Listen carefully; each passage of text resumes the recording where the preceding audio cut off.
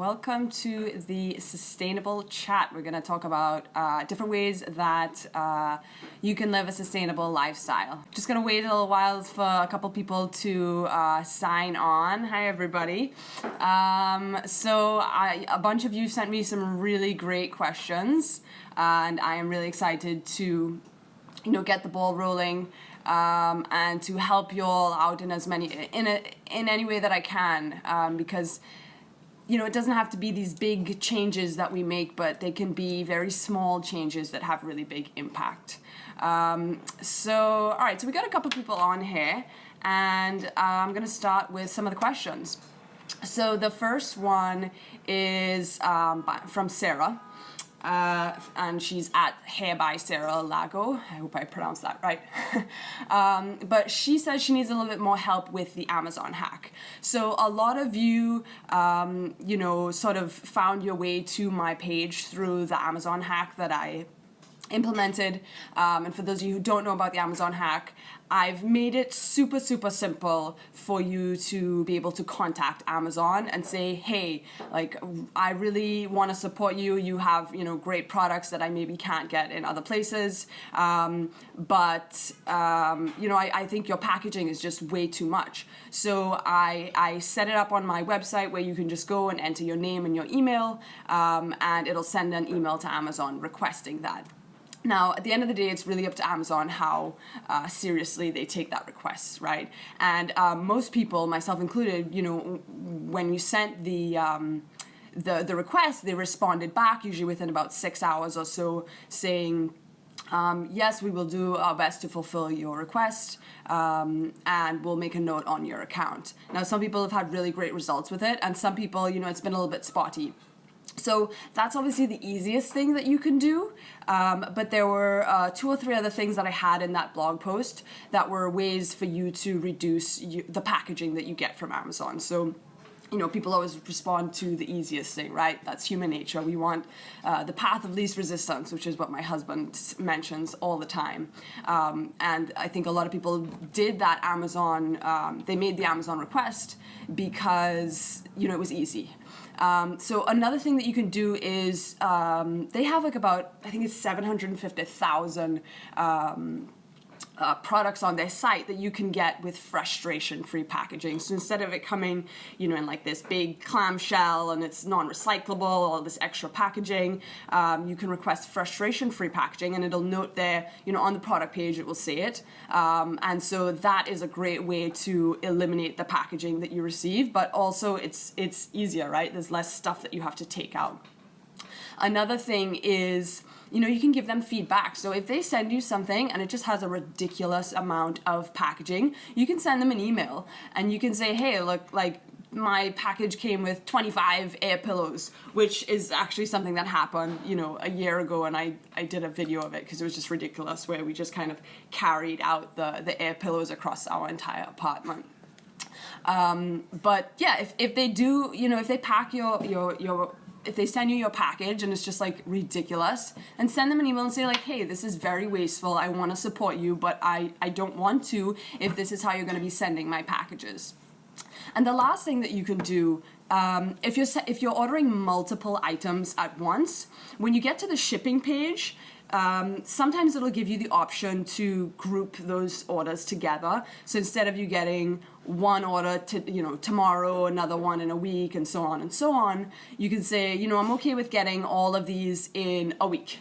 Because you don't always need everything, free 1-day shipping or 2nd-day shipping. So, sorry, I'm just looking at some of the comments here. Also, if anyone has a question that they'd like to ask, put it in the comments and put the word question in all caps, which will help me to sort of scroll back and find your question easier. All right, so I'm just going to take a look at some of these comments here. Okay, cool. All right, so I think that's the main things that you can do with Amazon. I think the best thing is to give them feedback. I mean, Jeff Bezos says that his number one thing is customer service. So, let's put him to the test. Let's really prove if that's really what his philosophy is. And give them feedback, try to group everything as much as you can, and opt for the frustration-free packaging. So we're going to go on to the next question, which is from Jen, and I think Jen is online with us here. Jen from, I'm going to totally butcher this name, but J. Sodette Crochet. So she does really cool crochet stuff. So where is the best place to start with sustainable living? And she said specifically with a family. So I know, thinking about changing your entire lifestyle to sustainable living can feel very overwhelming. It's like, well, how do I start? And if I can only do changes in certain things, like, does it even make a difference, But it does. It really, really does. So my number one thing that I tell people is focus on one thing at a time. So if you try to go zero waste all at once, or you try to, go low impact, or just if you try to do everything on a grand scale and go cold turkey, it's not gonna happen. You're gonna feel overwhelmed and you're gonna quit. So focus on one thing at a time. So what I've done in my personal experience of this is, in the beginning I was focusing on kitchen products. So, how can I store my food in a way that will help it last longer? So I have these veggie bags that I use that are made out of cotton, where they help your produce stay fresh for up to 2 weeks in the fridge, which is a lot. I use produce bags when I go to the grocery so that I don't have to use those, thin plastic produce bags that they have. I take my own reusable bags to the grocery. I don't think I've used a plastic bag for the entire year, and we're in May, so that's pretty amazing. At least I think that's amazing. So, focus on the kitchen, and then, after you've made some swaps in the kitchen, then think about the bathroom. So, think about your soap. Maybe you can buy package-free soap instead of, having it in a plastic bottle with a dispenser. Another thing you can do is your shampoo. So you can shampoo your hair with a shampoo bar. So it comes in a bar form just like, your soap does. But that totally eliminates shampoo that comes in a plastic bottle. I mean, think about how many plastic shampoo bottles we've all gone through it in our lives. I mean, just me alone, it's got to be hundreds. I don't know, maybe not thousands, but definitely hundreds. And conditioner. So another thing with conditioner is actually use an apple cider vinegar spray. And I only have to use it maybe once a month. And that eliminates my need for conditioner in a plastic bottle. So just like that, you go through different things, Maybe you don't find sustainable alternatives for everything. Maybe you just find for a couple of things. But focus on one thing at a time, find a solution for it, and then move on. And that way it's not this overwhelming feeling. And Jen, also, if you want some more tips from a family perspective, Zero Waste Home, she's like the ultimate in zero waste, and she is fully zero waste with a family of 4, which it's insane. It's hard enough trying to be zero waste with one person, far less an entire family. So I hope that answered your question. Next, we're going to go on to Matthew, at Matthew Admira. So his question is sustainable living affordable? Can this be done at the poor college student level?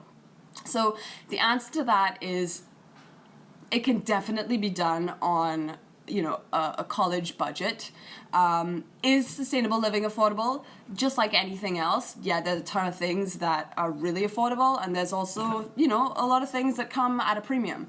There's, shampoo bars that maybe cost $20, but do you have to buy those ones? No, you can buy the ones that are $5. Or the other day, actually yesterday, I found a shampoo bar that's like $3, which is insane considering they have some people who are selling them for, $15, $20.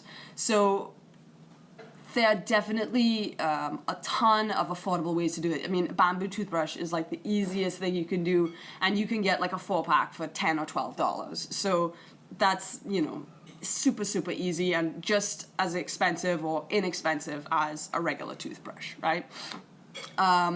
What else? I mean, even just buying a reusable bag, I think in like Publix down in Florida, I think you can buy their reusable bags for like 99 cents.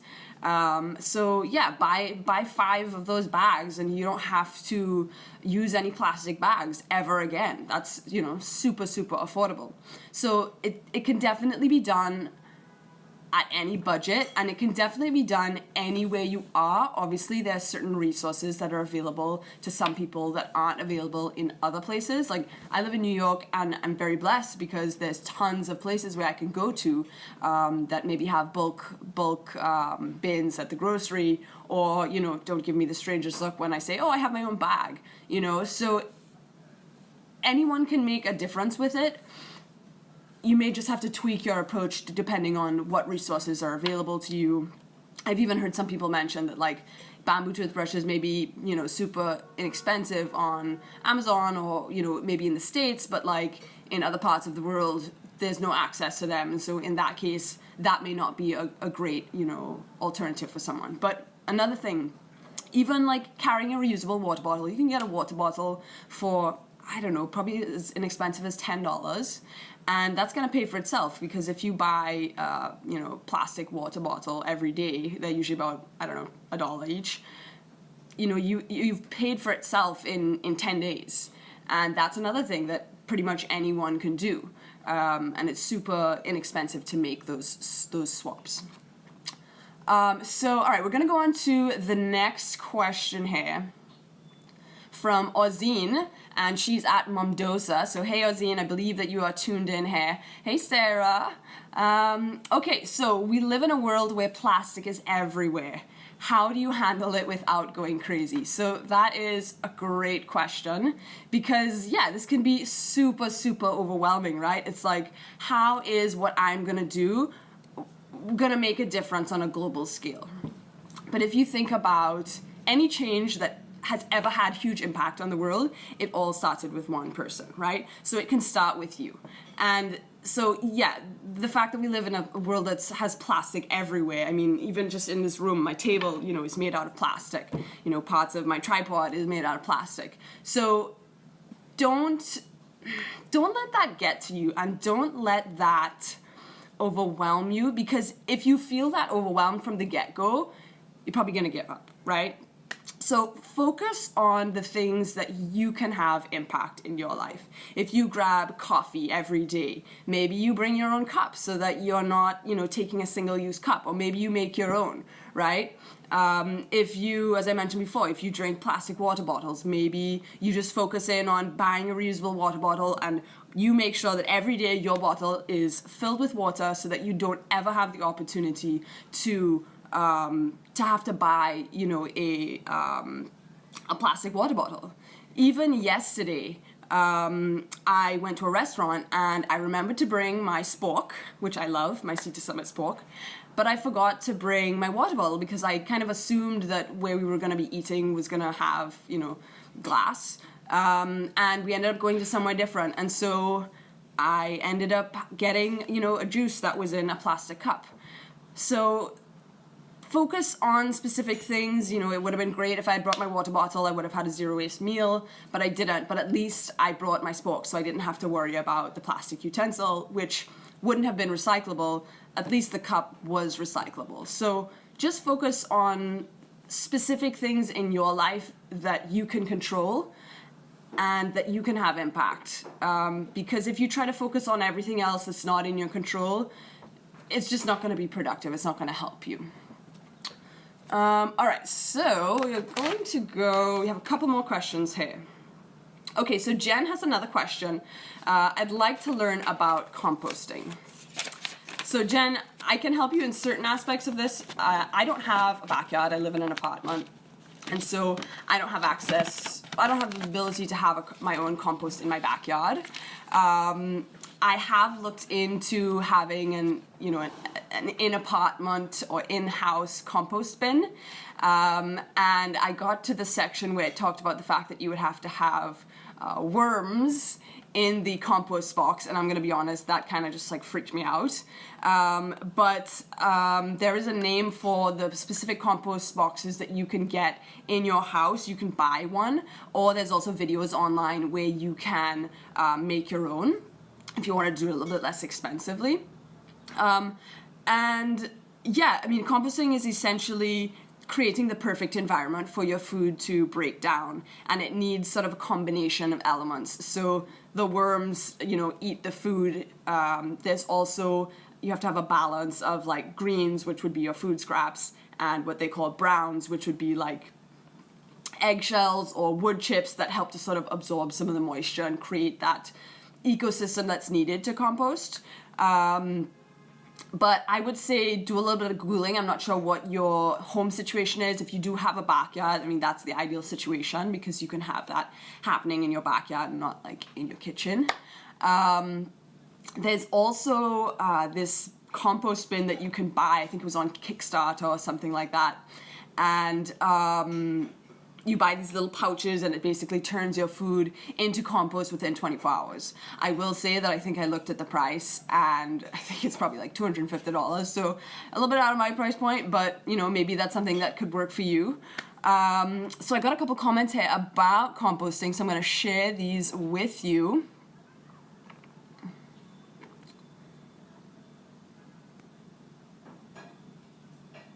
Okay, so Brad Spring said the key to good composting is turning it to balance oxygen rather than breathing bacteria to carbon or methane. So yeah, it's really about the balance, I believe, is what Brad is getting at there. And we had one other comment. Focus on city day life, but what about farming life? How can we behave sustainable on farming? That's a good question. It's definitely not something that I would say I have a lot of expertise on, but I would say definitely with the chemicals that you use, try to minimize that because that's essentially, you know, has the ability to put toxicity into your environment, so that's also like a health thing. If you're on a farm, you can definitely do a compost, and that can be, what that does is it'll create sort of a circular economy. So if you do a compost, you know, that's creating nutrient-rich soil that you can then put, if you grow agriculture, you know, plants and that kind of thing, you can put that soil back onto to help you grow your produce. So I would say composting would be a huge thing in terms of living more sustainably on farms. Another thing is maybe you use materials that are local. So, you know, if you need to build certain things for your farm, maybe you're able to get things locally at a thrift store instead of buying new wood and buying new lumber. You know, sourcing things that are local to you would be a great way to live more sustainably in terms of being on a farm. All right. Okay, so going back to the compost, so Sarah says she has compost collection that's near to the subway. You can freeze in the freezer and then bring on the way to work. So that's actually what I do as well. So I live in an apartment, and every Saturday my local park has a compost collection. So exactly what Sarah mentioned she does, you keep it in a container in your freezer throughout the week so that you don't have, you know, stinky food smelling bugs. You know, you keep it in the freezer, keep it on lockdown, you put all your compost scraps in there, and then yeah, you can drop it off depending on what facilities are nearby to you. And that's also, you know, it's a great service offered by the city that we live in. We both live in New York, but you know, you may have these options wherever you are. You can look up online for local government services to see, you know, can I compost at home? Maybe they can pick it up at my curb, or maybe there's somewhere that I can drop it off. Hey Katie, hey Lise, thanks for joining in. All right, so I think we've got, so we've got a question here from, I'm totally gonna butcher this, Form Iguin Hackdo. I looked and they didn't have a name on their profile, so that is a tricky one. The question is, do you use gloves when you wash dishes? I noticed that even natural ingredients make my hands dry. So I don't wash dishes with gloves. I do know that my mom, whenever she washes dishes, especially when she has jewelry on, she has to take off all of her jewelry when she washes dishes because she gets sort of like an allergy, specifically in her fingers, but specifically like where the jewelry is. Something to note is 99% of all dish soap has something called SLS in it. It's sodium lauryl sulfate. And what that does is it gives it the sudsiness of the soap. But what it also does is it's a skin irritant. So if you find that when you're washing dishes and you are getting dry skin, you're getting irritated skin, you're getting any sort of rashes, it's probably due to the SLS in the soap. Companies do that again because of the sudsiness. We've sort of been trained with marketing that like the more suds the better, you know, the cleaner it is. But sudsiness actually has nothing to do with the cleanliness of the soap. So a great alternative, if that's something that you struggle with, is look on the ingredients of the soap options that you can get either online or in your local grocery, and look on the ingredients and make sure that it doesn't have SLS in it. It'll say sodium lauryl sulfate. I do know that Dr. Bronner's does not have SLS in it, but pretty much everything else does. Even like 7th Generation, which is a pretty clean brand overall, they do put SLS in their products. I'm probably gonna switch to Dr. Bronner's. I have 7th Generation in my house because I tend to buy things in bulk, so I bought a ton of 7th Generation maybe about a year ago, and I'm coming close to the end of it. So I'm probably going to switch over to Dr. Bronner's. Now, going back to the sudsiness, I have gotten questions before. People say like, you know, I switched to Dr. Bronner's or I switched to this natural soap and like I don't think it's working. How can I tell if it's working? I don't see any suds. And just remember to sort of reiterate what I said before, sudsiness and bubbles has no correlation with the cleanliness of the product. Hi, Ems. So, you know, Dr. Bronner's is not going to bubble up, it's not going to suds up, but you know that it's a good, clean product. And my suggestion would just be to, when you're washing your dishes, fill up maybe like half a glass with water and then give it a little squirt of the soap.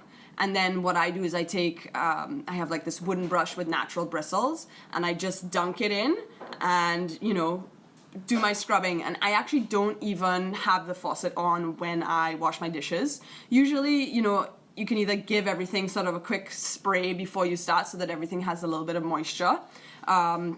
Or some of the dishes that you have in the sink may already have some sort of liquid in them. But yeah, I don't wash dishes with the faucet on. So as long as you're getting some moisture when you're dipping in that brush into the soap, or you can, you know, get some sort of moisture from the dishes that you have in the sink, wash everything, you know, and then you can turn on the faucet to rinse everything off. Or if you have like a big enough sink, you can have like a little container filled with water and you just sort of dunk everything in to rinse off the soap and you're done. And that's also a great way to minimize the amount of water that you waste, because a lot of people will, you know, say like, okay, I'm washing my dishes or I'm brushing my teeth and I'm just going to turn the faucet on for the next 5 minutes until I'm done. But I mean, just think about how many gallons of water, you know, that uses, and it's really not necessary. Okay, so I'm just gonna check out a couple of these comments. Mamdosa, not sure if this was mentioned, but you can also compost in the yard waste bin. Yes, so it all depends on what facilities you have where you are. Everyone's is going to be different depending on the country, depending on the state, the city, the town. So do a little bit of research. You know, it may be pretty easy to just check a local website or, you know, give them up a call and see, you know, hey, I want to compost, you know, what can I do? Okay. Okay, so KL Gitaz. I live in a small town with no bulk saw, no municipal compost. I know you said you're in a city, but just wondering if you have ideas about how to make easy swaps without any local support. So that's a really great question, because, you know, you want to make those changes, but you essentially don't have the support that you need to do that. So, you know, I kind of mentioned this before, but I would just focus on the things that are in your control. So, okay, so you can't compost. It's not the end of the world. You don't have a bulk store. Also not the end of the world. Focus on the things that you use and the things that you do every day. You know, and maybe even you make a daily journal and be like, okay, I bought a water bottle today. I bought chips that came in a plastic bag that's not recyclable. I got a coffee on my way home. I sat in my car with the engine on while I was waiting for my kids. Like, all of those are opportunities that you can make the swaps on your own. It doesn't require any resources. It just requires sort of the flicking of the switch of awareness. Like, oh, like, you know, when I'm waiting for my kids at school, I can just turn my car off so I'm not burning fuel that's essentially going to waste. And so, you know, that's money that you're essentially wasting. But, you know, that's also resources that you're wasting. So that's one thing. If you know, you buy certain things, you go to the vending machine, you know, try to focus on those things that you're doing right now that are part of your daily life and say, you know what, I'm going to pack my own snacks. I'm going to cut up some veggies, I'm going to cut up some cheese, you know, crackers, whatever, so that I don't have to go to the vending machine and get, you know, some chips that come in a bag that I can't recycle. That's something that you can focus on. So I think if you want to make changes but you don't feel like you have the support, just focus on what you can do. Focus on the way that what you buy every day. Focus on the way that you use resources and different things. And that's the way that you can make swaps. But the thing is, it's subject to everyone. Like, some people buy coffee every day. That's their thing, right? Some people don't buy coffee and they buy, I don't know, fruit that's packaged in, you know, one of those plastic clamshell things. So it's very individual, but just focus on your actions, and that is gonna have a huge impact. And the thing that I really want to stress is that if everyone made these little changes, it would be insane the difference that we would see in terms of the trash that we find on the street, that washes up in the oceans, in terms of climate change. Like, we can all do this together and have a huge impact. Okay, so Brittany Rayfitz says, yes, recommendations for no bulk stores. I mean, that's pretty tricky. I guess it depends on, you know, where you live. Like, maybe you live in an area where, you know, almonds are grown or certain grains are grown, where you can go to a local supplier and be like, hey, I really want to buy some nuts. I'd rather buy it straight from you. I'll bring my own bag, I'll bring my own container, instead of buying it from the grocery that you're gonna sell it to. And in a way, you're gonna get a discount from that because they don't have to, you know, have the markup for the retailer, and they're probably gonna get more money out of it too because they have to sell it to the retailer for half the price of whatever it is that you were gonna buy it at, right? So if you wanna try to buy in bulk without having those facilities, focus on what's produced locally in your area and see if you can go straight to the supplier. Also, somebody sent me something the other day for a new website. It's an online grocery and it's zero waste. I think it's called Hello Wally. Wally is definitely in the name, Wally. I think they just launched, or they're going to launch soon, but their Instagram is very, very new. I'm really looking forward to checking that out because online, you know, grocery shopping is great, but they always come with so much plastic and packaging, and even those services like HelloFresh or Blue Apron, where you have like all the ingredients with the exact proportions that you need already, you know, prepared for you. Like, I tried one of those once, and the amount of packaging that came with it, I was like, not doing it. And a lot of it is non-recyclable. Some of it's like these huge freezer bags, these ice bags. Like, what am I going to do with that? And you're probably not going to take it back. So I'm really looking forward to see what that site comes out with. So maybe check them out on Instagram. Okay, Brittany has one other question. Great recipe ideas or resources for zero waste eating.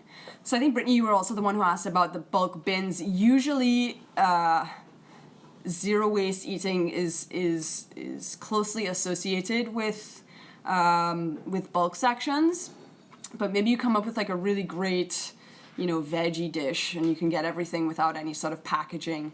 Let me think. Yeah, I think most of the zero waste recipes I do have some sort of like grain or seed in it, which is where I would get the you know, the package-free elements. But if you don't have bulk bins near to you, I would focus on vegetable dishes because that's going to be your best option for any sort of zero waste meal.